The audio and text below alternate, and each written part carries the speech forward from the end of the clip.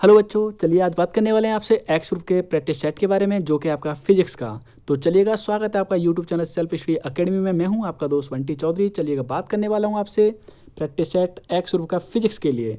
चलिए, first question आपके सामने दे रखा है। तेजी से तैयार हो जाइए और रेडी हो जाइए प्रैक्टिस सेट लगाने के लिए। साथ साथ सॉल्व करके कोशिश करिएगा, साथ साथ सॉल्व करें और कमेंट बॉक्स में बताइए हमें कि कितने आपके क्वेश्चन इसके सही हुए और कितने आपके रॉन्ग हुए।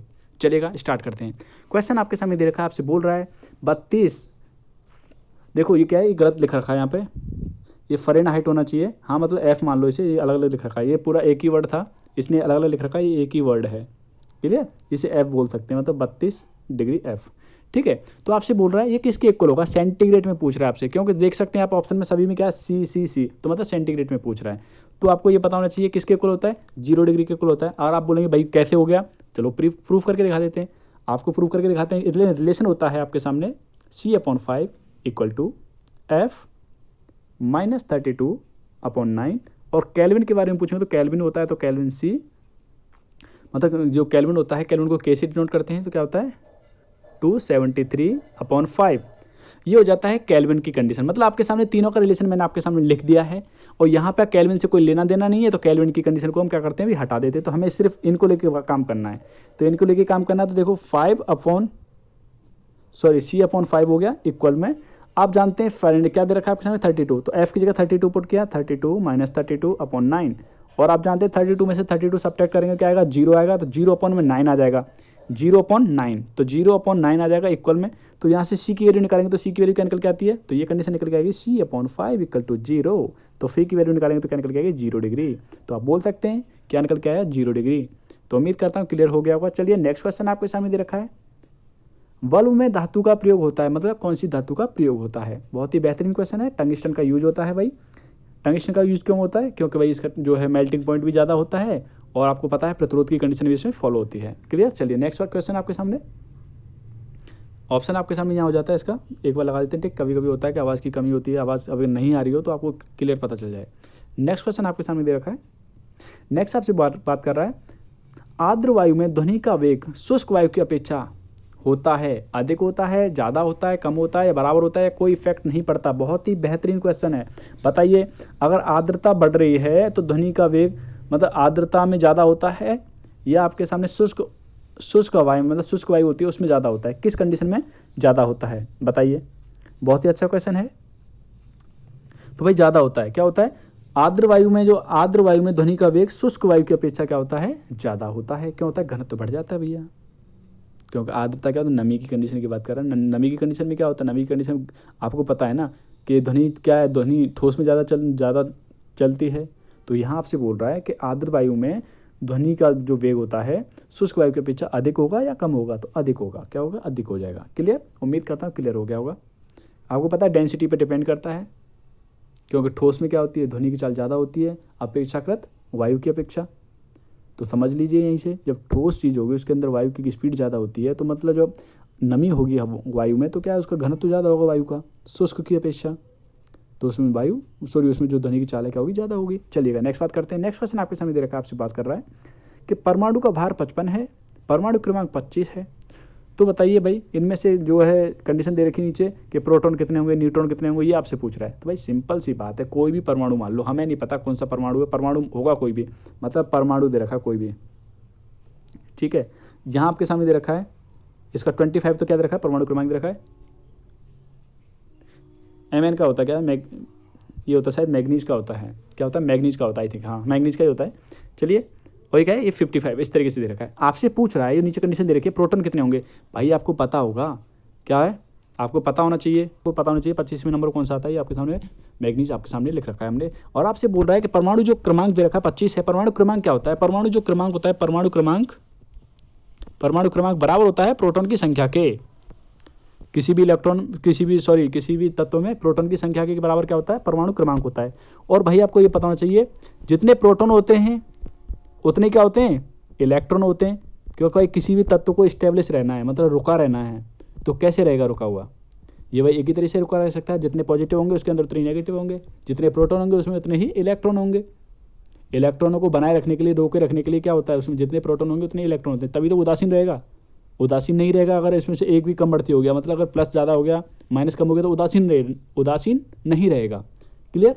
तो ये हो गया प्रोटॉन और इलेक्ट्रॉन की संख्या बराबर होती है, और प्रोटॉन किसके बराबर होते हैं, परमाणु क्रमांक के बराबर होते हैं। और परमाणु भार क्या होता है, तो भाई परमाणु भार होता है आपका, परमाणु भार या द्रव्यमान बात करें आपसे, परमाणु द्रव्यमान के बारे में बात करें तो ये क्या होता है, ये होता है गाइस प्रोटॉन प्लस न्यूट्रॉन की संख्या। अब भाई उसने 55 तो दे रखा है, क्या परमाणु जिसका दे रखा है, परमाणु भार दे रखा है, परमाणु द्रव्यमान बात करूं इक्वल प्रोटॉन की संख्या उसने 25, क्योंकि जितने प्रोटॉन होते हैं उतना ही उसका परमाणु क्रमांक होता है। क्लियर। प्लस एन, न्यूट्रॉन निकालना है तो न्यूट्रॉन निकाल सकते हो, इधर जाएंगे तो सब्ट्रैक्ट करेंगे, सब्ट्रैक्ट करने के बाद क्या निकलेगा 30, एन की वैल्यू क्या निकली 30, मतलब आप बोल सकते हैं न्यूट्रॉन कितने होंगे 30 होंगे, ठीक है। प्रोटॉन कितने होंगे 25 होंगे। तो देख सकते हो आपका ऑप्शन नंबर फर्स्ट जो यहाँ पे करेक्ट होगा। निकालना बता दिया आपके सामने, नहीं चाहता तो मैं वैसे भी बोल सकता था डायरेक्टली। चलिएगा नेक्स्ट आपके सामने दे रखा है, आपसे बोल रहा है गुप्त ऊष्मा का विमीय सूत्र क्या होगा, गुप्त ऊष्मा का विमीय सूत्र क्या है। तो आपको ये पता होना चाहिए गुप्त ऊष्मा का मतलब फॉर्मूला क्या होता है। पहले गुप्त ऊष्मा होती क्या है, गुप्त ऊष्मा के बारे में बात कर रहे हैं। तो देखिए गुप्त ऊष्मा होती है आपके सामने, गुप्त ऊष्मा इक्वल में होता है आपके सामने ऊष्मीय ऊर्जा अपॉन द्रव्यमान, ऊष्मीय ऊर्जा अपॉन द्रव्यमान, ये होती है कंडीशन। अब आपको ये पता होना चाहिए ऊष्मीय ऊर्जा मतलब ऊष्मीय ऊर्जा एनर्जी का फॉर्मूला आपको पता होगा, एनर्जी का फॉर्मूला, एनर्जी कोई सी भी हो, आपको कोई सा भी फॉर्मूला याद हो, काइनेटिक एनर्जी का याद हो आपको, ऊर्जा का काइनेटिक एनर्जी हो, चाहे आपके सामने पोटेंशियल एनर्जी हो मतलब गतिज ऊर्जा का पता हो, चाहे आपको स्थितिज ऊर्जा का पता हो, तो किसी भी ऊर्जा का आपको पता होना चाहिए। अगर आपको पता है ऊर्जा को क्या बोलते हैं, एक तरह से कार्य जो होता है, कार्य करने की क्षमता ही होती है ऊर्जा, एक तरह से कार्य करने की क्षमता क्या होती है, ऊर्जा होती है। चाहे आपको कार्य का पता हो तो बात एक ही है। तो चलिए हमें पता है कार्य का या उस ऊर्जा के बारे में बात करें, मैं आपको बता चुका हूँ, ऊर्जा हो, कार्य हो, गतिज ऊर्जा हो या स्थितिज ऊर्जा हो, चाहे यांत्रिक ऊर्जा हो, ऊर्जा कोई सी भी हो, सबकी क्या है डायमेंशन एक जैसी होती है, एक ही होती है। ठीक है, क्या है इसकी डायमेंशन, ऊर्जा की डायमेंशन होती है एम, क्या होती है एम एल स्क्वायर टी -2, इस तरीके से। ये तो हो गया आपके सामने ऊर्जा की। और नीचे द्रव्यमान दे रखा, द्रव्यमान मतलब एम, तो मतलब एम दे रखा तो मतलब एम से एम कट गया तो क्या बचेगा, केवल एल की पावर टी, सॉरी एल की पावर 2 और टी की पावर -2। तो यही निकल के आएगी, इसकी जो डायमेंशन निकलेगी ये निकल के आ जाएगी। देखते हैं कौन सा ऑप्शन इसमें जो है मैच कर पा रहा है। आपका यहाँ पर जो ऑप्शन है ऑप्शन नंबर फर्स्ट मैच कर रहा है। आप बोलेंगे एम तो है ही नहीं भाई, एम तो था ही नहीं आपके फॉर्मूले में। भाई एम नहीं था तो एम की पावर 0 तो कर रखा है। अगर एम की पावर 0 है तो इसका मतलब यही है कि एम यहाँ है ही नहीं। क्लियर, याद रखिएगा इस बात को। नेक्स्ट देखिएगा, नेक्स्ट आपसे बोल रहा है ग्लेशियर में बर्फ पहले पिघलती है, तो कहाँ से पिघलती है भाई, पहले चोटी से पिघलेगी या दोनों स्थान से पिघलेगी या तल से पिघलेगी, मतलब कैसे पिघलेगी बताइए। बहुत ही अच्छा क्वेश्चन है ये भी आपके सामने। ये थोड़ा कॉमन सेंस पे भी यूज करना पड़ेगा आपको, तभी आप इसका आंसर दे पाएंगे। बताइए तो भाई जाहिर सी बात है कहाँ से पिघलेगी, तल से पिघलेगी पहले, कहाँ से, तल से। क्लियर, कहाँ से, तल से। चलिएगा नेक्स्ट बात करते हैं। नेक्स्ट आपके सामने क्वेश्चन दे रखा है जिसमें आपसे बात कर रहा है कि डोरी में तरंगों का वेग निर्भर करता है। भाई डोरी में जो तरंग होती है, तरंग का वेग किस चीज़ पर निर्भर करता है बताइए। डोरी की लंबाई पे करता है, डोरी के तनाव पे करता है, किस चीज़ पे डिपेंड करता है। बहुत ही अच्छा है, तो डोरी के तनाव पे डिपेंड करता है, डोरी के तनाव पर डिपेंड करता है। तो यहाँ पे ऑप्शन नंबर आपका बी जो है करेक्ट होगा।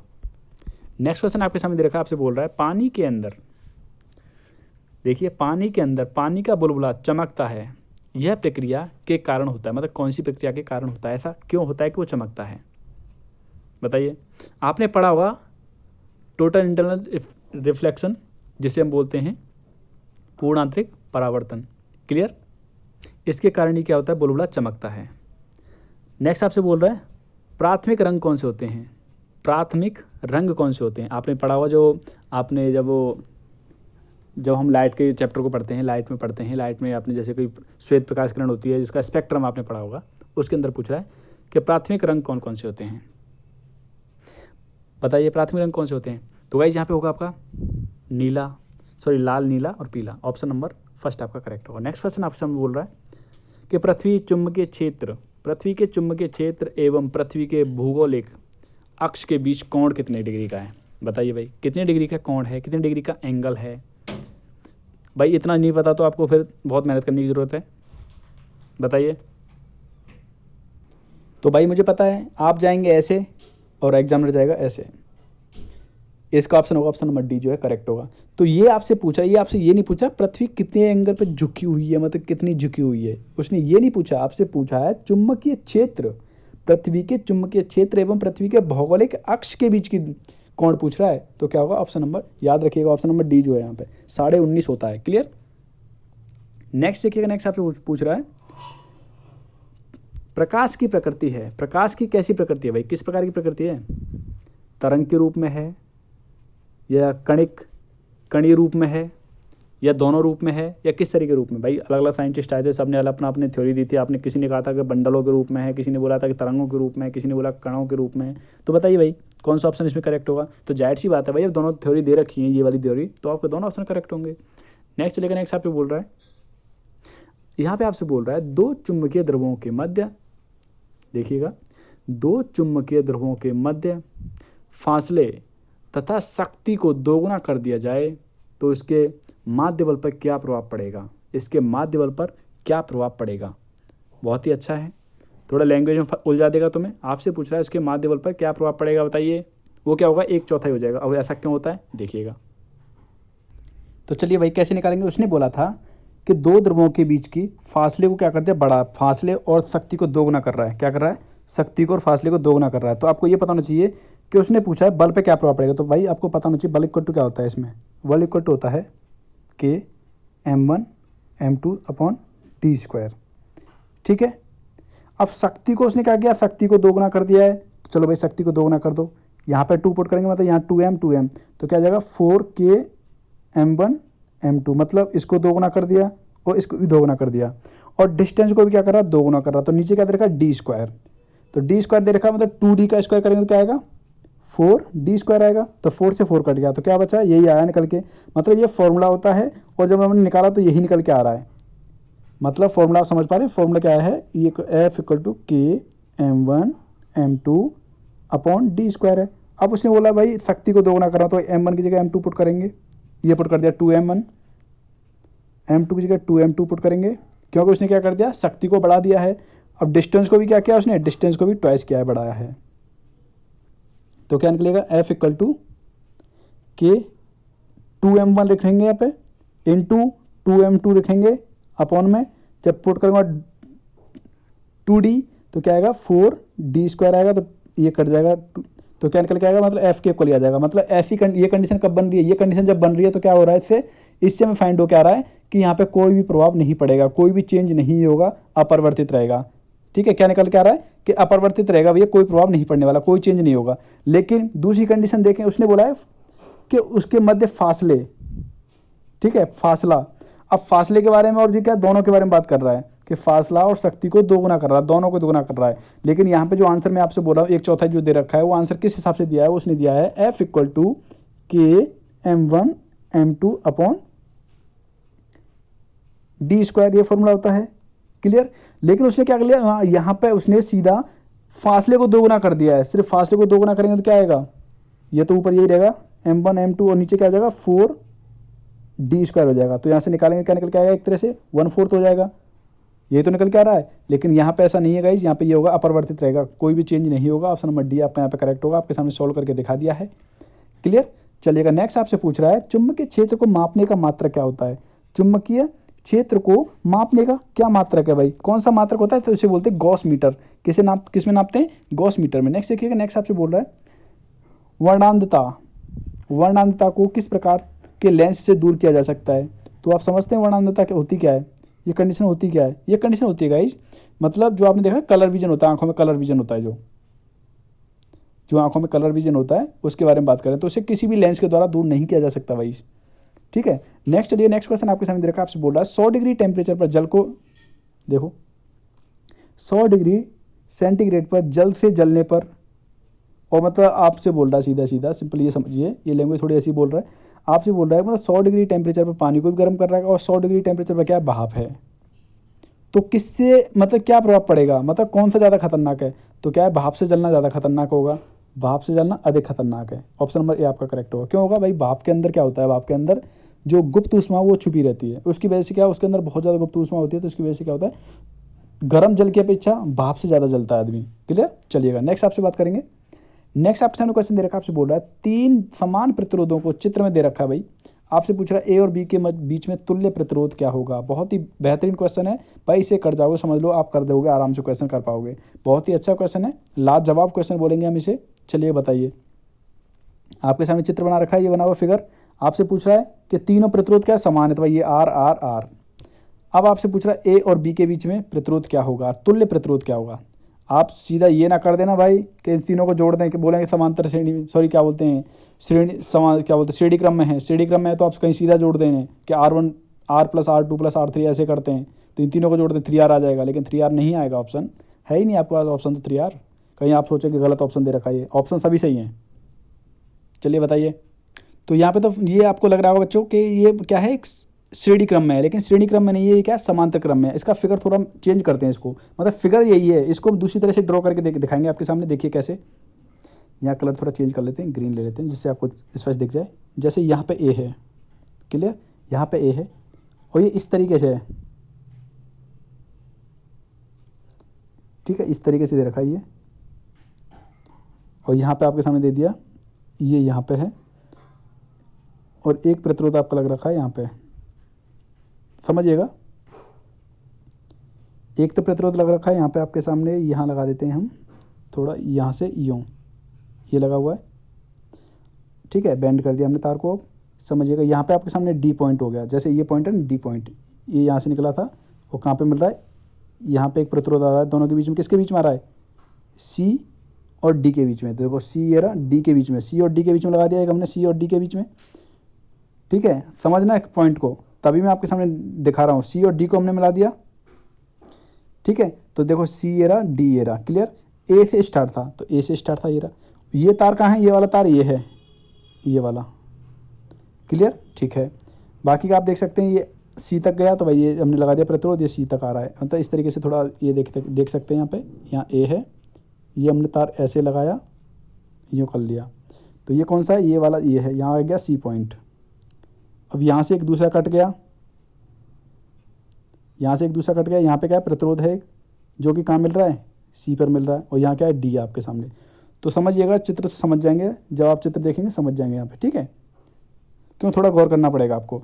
अब सी से कहाँ है, अब सी से एक तार निकल रहा है, ये निकल रहा है सी से तार, कहाँ के लिए जा रहा है, ये निकल रहा है बी पॉइंट पर, तो ये कहाँ जा रहा है, बी पॉइंट पर, समझ पा रहे हैं कहाँ जा रहा है, बी पॉइंट पर, तो ये बी पॉइंट मान लो यहाँ पे, ये बी पॉइंट आ गया। अब बी से एक डी पे देखो, बी और डी मिल रहे हैं आपस में, बी और डी मिल रहे हैं, तो बी और डी किसके थ्रू निकल रहे हैं, मान लो बी और डी इस तरीके से मिल रहे हैं, यहाँ पे बीच में क्या है, प्रतिरोध है, ये लगा हुआ ये, तो ये क्या पैरेलल की कंडीशन बन गई। और एक तरह से इसको मैं दूसरी तरीके से बनाऊंगा, तो दूसरी तरीके से ये तो एक बनेगा ये तरीके से, और दूसरी तरीके से बनाऊंगा तो एक तरह से ये ऐसे बनेगा, इस तरीके से बनेगा। देखो मैं इसमें टाइम थोड़ा लग रहा है, क्यों लग रहा है, क्योंकि भाई समझाना बहुत जरूरी है इस चीज को, ठीक है। इस तरीके से ये इस तरीके से बना हुआ फिगर है, उम्मीद करता हूँ समझ पा रहे होंगे इस बात को। यहाँ पे आपके सामने ये दूसरा फिगर, ये इस तरीके से यूँ नीचे यूँ। अब देखो ये क्या ए हो गया, ये आपके सामने मान लेते हैं हमसे, जो आपके सामने यहाँ सी दे रखा है, ये आपके सामने जो है डी पॉइंट है, और डी से एक निकल के आ रहा है, ये प्रतिरोध निकल के आ रहा है, कहाँ तक जा रहा है, बी तक, तो यहाँ पे बी कोई वो है, बी पॉइंट है, और सी से निकल के कहाँ गया, हाँ सी से जो निकला था वो किस पे मिल रहा है, डी पे मिल रहा है, ठीक है, मिल रखा है डी से, और ये कहाँ मिल रखा है, इसी से जा रहा तार, ये मिल रहा है ना आपस में ये, तो इस तार को मैंने क्या मान लिया, ये मिल के जा रहा है, यहाँ मिल गया बी पर जाके। तो देखो क्या पैरेलल की कंडीशन में आ गया ये आर आर आर। अब इन तीनों को क्या करेंगे हम, तो पैरेलल की कंडीशन में जोड़ देंगे, तो 1/r plus 1/r plus 1/r, तो क्या हो जाएगा जोड़ेंगे, तो ये आएगा आपका टोटल 3/r के इक्वल आ जाएगा। तो मतलब 3/r निकलेगा, और ये किसके इक्वल था, ये टोटल जो तुल्य प्रतिरोध था, तुल्य प्रतिरोध हमने क्या मान लिया, यहाँ पे आर डैश मान लिया है, ठीक है, इस तरीके से। तो आर डैश को निकालेंगे तो आर डैश क्या निकलेगा, r/3। तो उम्मीद करता हूँ क्लियर हो गया होगा। देखिए बहुत ही बेहतरीन तरीके से कोशिश की आपके सामने समझाने की। चलिएगा नेक्स्ट बात, नेक्स्ट क्वेश्चन आपके सामने देखा, आपसे बोल रहा है विद्युत धारा की इकाई। आप जानते हैं भाई, तो सिंपल सी चीज़ है, विद्युत धारा की इकाई क्या होती है, आपको पता है एम्पियर होता है, लेकिन विद्युत धारा का वैसे फॉर्मूला क्या होता है, यहाँ पर तो एम्पियर ऑप्शन है ही नहीं। आप बोलेंगे विद्युत धारा का वैसे डेफिनेशन क्या होती है, वो होती है आवेश के प्रवाह की दर। तो आवेश को क्या किस में नापते हैं, कूलाम में, और दर के लिए हम समय लेते हैं, मतलब सेकंड। तो क्या आया, coulomb upon second, option number first आपका करेक्ट हो, और इसी को बोलते हैं हम कंबाइंड रूप में एम्पियर। ये भी आपको पता होना चाहिए। देखा, मतलब आपको एम्पियर तो पता होगा, लेकिन आपको ये इसके बारे में आपको इतना ज़्यादा नहीं पता होगा, इसलिए आपको ये कंडीशन भी पता होनी चाहिए। चलिए नेक्स्ट क्वेश्चन आपके सामने देखा, आपसे बोल रहा है वृत्ताकार कक्ष में परिक्रमा कर रहे कण का वेग दोगुना कर दिया जाए तो कार्य में क्रियारत अवकेंद्रीय बल क्या होगा। तो अवकेंद्रीय बल होता क्या है, वैसे अवकेंद्रीय फोर्स होता क्या है, फॉर्मूला होता है mv²/r।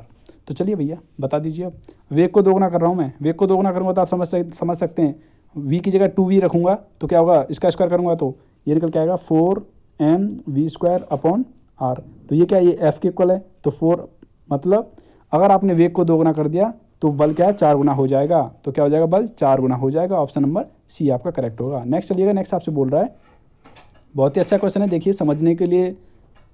देखिए क्वेश्चन दे रखा, आपसे बोल रहा है कि 12 किलोग्राम बॉम्ब विस्फोट के पश्चात 8 किलोग्राम और 4 किलोग्राम के टुकड़ों में टूट गया था। ठीक है, m टोटल m था, ये एक m1 का टुकड़ा बना, एक बना प्लस m2 टुकड़ा।